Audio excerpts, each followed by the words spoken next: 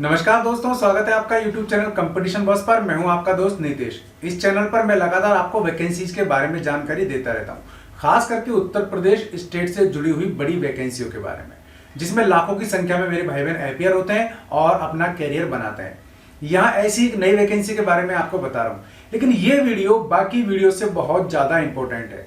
Reason, इस vacancy में बैठने वाले कैंडिडेट की संख्या इतनी अधिक है कि आपको सर्वाइव करने के लिए बहुत ज्यादा मेहनत करनी पड़ेगी। तो उसके लिए आपको एक की पॉइंट यहां बताऊंगा इस वीडियो में। जो भी भाई बहन इस की पॉइंट के आधार पर तैयारी करेगा उसका सिलेक्शन 100% होगा, ये मेरा दावा है। ये चीज आपको क्लियर कर देता हूं। तो सबसे पहले वैकेंसी की बात कर लेते हैं। उत्तर प्रदेश में फिलहाल इन दिनों एक हॉट स्पॉट चल रहा है और वो चल रहा है कांस्टेबल भर्ती को लेकर के। आप सभी को मालूम है कि यूपी में चुनाव होना है, चुनाव की आचार संहिता लगनी है, लेकिन सरकार उससे पहले बड़ी वैकेंसी की घोषणा करने चाहती है। टीचर भर्ती के बारे में आपको लगातार बताता हूं, लेकिन यहां ये जो भर्ती है ये है कांस्टेबल भर्ती। उत्तर प्रदेश में पुलिस में दो तरह की वैकेंसियां हैं। पहली है आपकी कांस्टेबल भर्ती, जिसमें आपके 26,210 पद हैं। दूसरी है आपकी फायरमैन की भर्ती, जिसमें 172 यानी कि 172 पद हैं, जिन पर अप्लाई करेंगे। अब यहाँ एक इसका टेंडर छोड़ा गया है एजेंसी को, यानी कि कोई एजेंसी स्वतंत्र जो इसका एग्जाम करवाएगी। अब उस एजेंसी को जो निर्देश दिए गए हैं उनके आधार पर तैयारी का सारा मजमून आपके समझ में आ जाएगा। वो टेंडर की शर्तें अगर आप नहीं पढ़ना चाहते कोई बात नहीं, ये वीडियो मैंने उसी के लिए बनाया है। तो टेंडर की शर्तों में साफ साफ कहा गया है कि ये जो वैकेंसी है इसके आधार पर परीक्षा आयोजित करनी है या फिर ये एग्जाम कंडक्ट करवाना है उस एजेंसी को। एजेंसी में बताया गया कि 85,000 के आसपास ऐसे भाई बहन होंगे जो सेकंड फेज में जाएंगे, जिनका फिजिकल होना है। तो इस आधार पे एक बात स्पष्ट तौर पे सामने आ रही है कि 20 लाख से अधिक स्टूडेंट्स, 20 लाख से अधिक मेरे भाई बहन इस वैकेंसी में फॉर्म भरने जा रहे हैं। करीब करीब इतनी संख्या का आंकड़ा सरकार लेके चल रही है। ज्यादा कम हो सकते हैं, इसका इशू नहीं बनाना है, लेकिन यह बात ध्यान रखना है। 20 लाख का आंकड़ा बताने का मेरा मतलब यह है कि इस वैकेंसी में काफी कड़ी टक्कर होने वाली है। अब सबसे बड़ी बात कि इसकी एज लिमिट क्या हो सकती है। तो एज लिमिट का सीधा सिस्टम है, क्योंकि भर्ती पुलिस की है तो यहां जवान चाहिए, तो 18 से 22 वर्ष के आसपास आपकी एज लिमिट रह सकती है। और अगर आप एकेडमिक क्वालिफिकेशन की बात करें तो 12th पास यानी कि इंटरमीडिएट को मौका मिल सकता है। ये दो चीजें यहां क्लियर हो रही हैं। अब सबसे बड़ी बात, ये एग्जाम आपका ऑफलाइन होगा, ओएमआर शीट पर होगा। तो ओएमआर शीट पर आपको एग्जाम करने की सभी को आदत हो चुकी है, मुझे मालूम है। तो उस हिसाब से कोई प्रॉब्लम आपको नहीं आनी। फिर भी कुछ भाई बहनों को प्रॉब्लम होती है। वो क्या करते हैं, आंसर तो सही उनके दिमाग में होता है पर गोला गलत सवाल का काला कर देते हैं, तो सही आंसर भी गलत हो जाता है। तो ऐसा नहीं करना, ये बात विशेष तौर पर ध्यान रखनी है।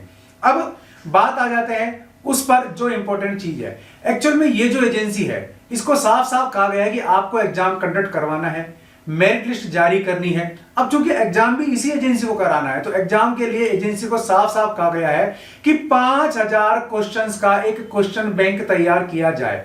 कुल मिला के कहानी यही आपको समझनी है, कहानी यही घूम जाती है सारी की सारी। यानी जो भी सिलेबस आपका इसका होगा, कांस्टेबल भर्ती का जो भी सिलेबस होगा, उसका 5000 का क्वेश्चन बैंक बनेगा और उसी में से आपका एग्जाम कंडक्ट किया जाएगा। एग्जाम एक दिन चले, 2 दिन चले, 3 दिन चले, लेकिन इस क्वेश्चन बैंक में से आपके एग्जाम में से क्वेश्चन आने वाले हैं। तो 5000 क्वेश्चन बैंक का आइडिया आप लगा के चलो। मार्केट में काफी सारी ऐसी आपको गाइड मिल जाएंगी जिनमें 5000 प्रश्न बैंक, 7000 प्रश्न बैंक, 9000 प्रश्न बैंक इस तरीके से मिलेंगे, या फिर काफी सारी पेपर सीरीज मिल जाएंगी। ओल्ड पेपर से उनको आपको सोल्व करके देखना है। लेकिन इन 5000 का गणित एक बार आप समझ लीजिए। 5000 क्वेश्चंस में से करीब 2000 क्वेश्चंस ऐसे होंगे जो कॉमन क्वेश्चंस होते हैं, यानी कि आप जीके के मान लीजिए, रीजनिंग के मान लीजिए, मैथ के मान लीजिए, साइंस के मान लीजिए। ये मैंने आपको सब्जेक्ट बताए हैं, लेकिन इनमें कॉमन क्वेश्चंस वो होते हैं जो बिल्कुल सामान्य तौर पर होते हैं। सब्जेक्ट के अलावा भी आपके एग्जाम्स में आ धमकते हैं। इंग्लिश, हिंदी के भी क्वेश्चंस हो सकते हैं। तो इस तरीके से 2000 क्वेश्चंस वो होते हैं, चाहे वो साइंस का हो, चाहे वो आर्ट्स का हो, और चाहे वो कॉमर्स का हो। किसी भी सेक्शन में से सामान्य ज्ञान संबंधित क्वेश्चंस आते हैं। ठीक है।